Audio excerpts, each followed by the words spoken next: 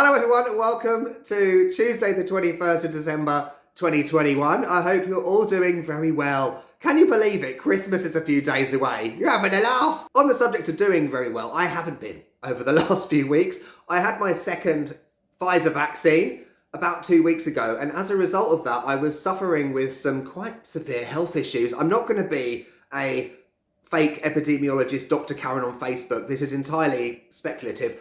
I may or may not have had something called myocarditis or pericarditis, which is inflammation of the heart. And this, I believe, is due to the fact I have a bit of a weakened heart as a result of my checkered past of being a crackhead.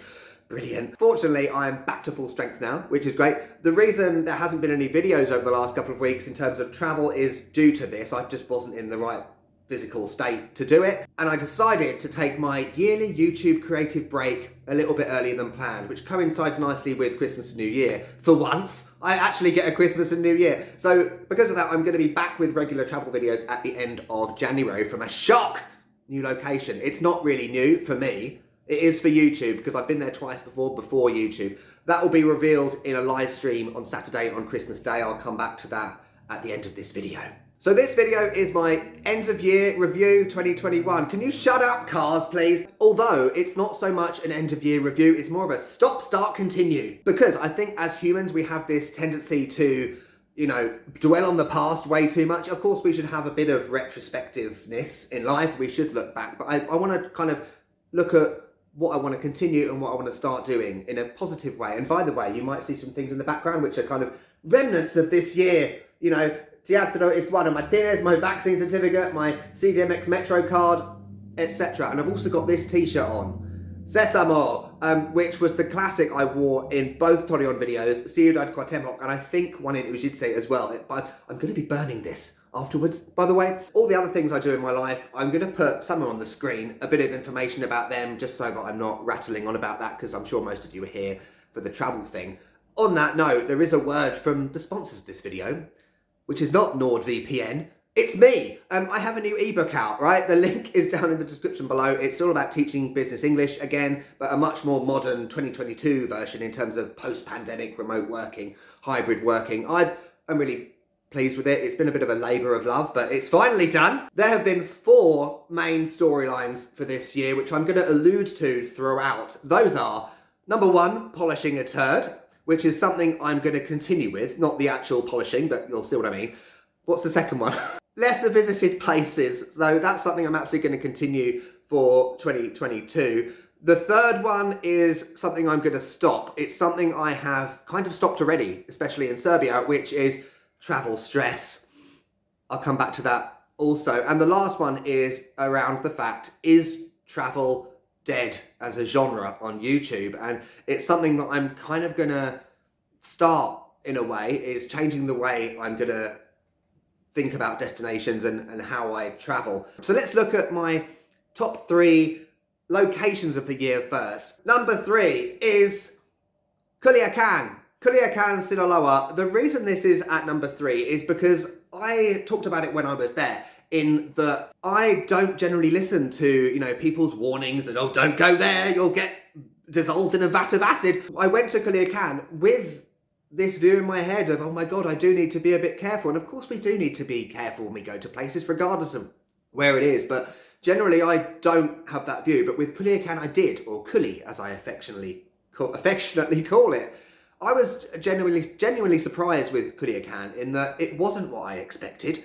And I feel like the people in Culiacan are absolute bloody legends, because they are well aware of the fact that Culiacan and Sinaloa have their problems, but also they focus on the positives. It's somewhere I want to go back to next year, Sinaloa as a whole, because I was sick with bronchitis for the entire time I was there, or possibly COVID Delta, I don't know which one. My second, number 2 place, and this was a difficult one to do because it was going to be Durango in Mexico, which it could have easily been, but it is Subotica in Serbia. And this is bizarre because I was in Durango for like 2 months. I was in Subotica for like a weekend. So clearly I can't compare them in that way. But the reason Subotica is number 2, and actually on a larger scale, Vojvodina in Serbia, is because I feel like globally there's this view of a country like Serbia that it is this brutalist, miserable, hellhole where everyone's miserable. In terms of polishing a turd, you could argue that, yeah, that centre of Subotica is a little bit polishing a turd, i.e. government investing in that area to make it look good, but the rest of the city looks shit. I mean, awful. I felt with Subotica that it wasn't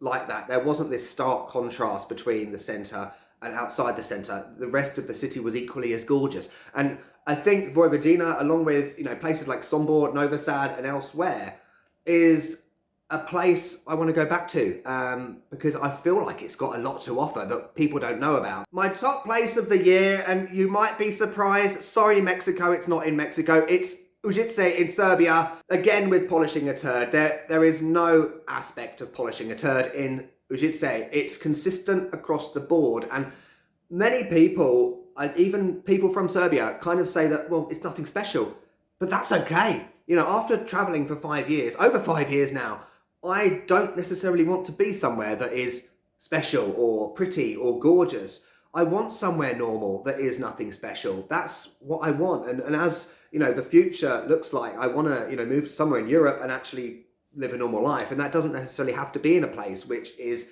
pretty and gorgeous. Where it's situated, like deep within the mountains, I felt like I could be very poetic about Užice in writing and also voiceovers in videos. It's, you know, it's the gateway to Tara National Park, Bajina Bašta, Mokra Gora, Zlatibor. I've missed pronouncing Serbian place names. On to my top 3 videos, which are a little bit different. Number 3 is Torreon Part 1, Torreon, largely because I ended up in the paper, ended up on TV. It feels like it's an iconic video of this year that I still get comments on to this day, like 7 months later. It was somewhere I didn't even plan on filming a video in. I only went there to be closer to Puente de Abuela for the next one. And then here we are with 125,000 views. And it's very much goes with that whole lesser visited place. It's something I want to continue doing next year because clearly there's a market for that on YouTube. Number 2, again, we're going to go back to Užice, and I'm going to really touch on this subject in a little bit.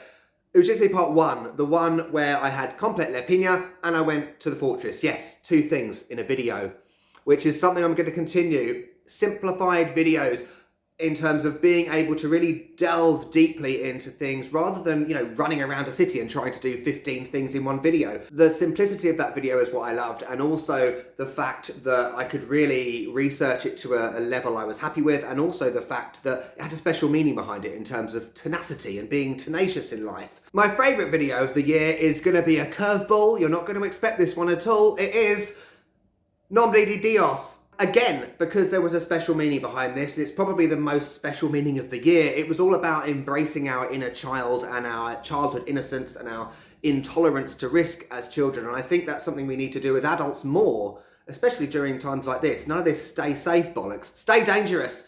That had a special meaning to me, that video, and it was kind of the first video of the year since I took a 4-month break at the beginning of the year where I felt I finally got back into my groove, and from that video, it kind of set a precedent in terms of what I wanted to do with videos for the year. So that's my top 3 videos. Do I have a least favourite? Oh, I don't know. I'll have to think about that one. Pizzagate? Travel stress and succumbing to it. I'm going to go back to Chihuahua when I had that meltdown, which in my defence was a result of having bronchitis for 3 months, and also Pizzagate, the previous video in which I listened to recommendations. I walked 17 kilometres to enjoy what I can only describe as a frozen supermarket pizza, and I kind of flipped. But, you know, and I joke about it, I go on about Pizzagate as a classic, but actually it was a really positive situation that occurred, which really affected how I went on with the year. I want to talk about Serbia first, and how the travel stress wasn't a problem and why it wasn't a problem. I mentioned with Užice that there were 2 things I did in that one video, and the thing that I noticed is that I didn't have the constant attacks aggressively, you know, from Serbs. You didn't do this, you didn't do that. You went to Užice and didn't go to this place. Guess how many comments I had telling me that I missed out on everything? 0. Not a single one in any of those Serbia videos. The thing about Serbs, I think that they understand that when I film a video in a place, I'm not necessarily just there for 3 hours and then leave. They understand that I'm there for maybe a month, and that more than likely there will be further videos coming from that place. And also the fact that, you know, I don't film everything I do. I had a comment on one of the Torreon videos, it was something about, oh, it's a shame you didn't go out at night. I was like, I was there for 2 weeks. Of course I went out at night. I just didn't film it. You know, they actually understand these things and they listen to what I say. Please, Mexico, you know, what can I do to make it clearer? Other than saying in videos that I'm here for a month and spelling out the fact that I don't film everything I do. Let me know down in the comments, why is it that there is this belief that I just turn up in a random city in Mexico, film a quick video and then leave without doing any research or being selective about what I do in a video? The knock-on effect of not having these constant attacks as if, you know, I'm this prey on a savannah in Africa and the viewers are lions, you know, the knock-on effect of that was absolutely positive, and I felt like I could enjoy videos and film them as I wanted, and as a result create better videos. I'm much prouder of the Serbia videos than the Mexico videos this year. I had a lot of comments on that Chihuahua video. I say a lot, it was about 3, saying about, you know, David, you need to be aware that there is a cultural difference when you compare Mexico with Serbia. As if I didn't know that. I've been to Mexico 7 times. I'm not just talking about 1 week here and there in a resort in Cancun. I'm talking about 3 to 6 months each time in 20 states now. I'm well aware that there is a cultural difference between Mexico and Europe.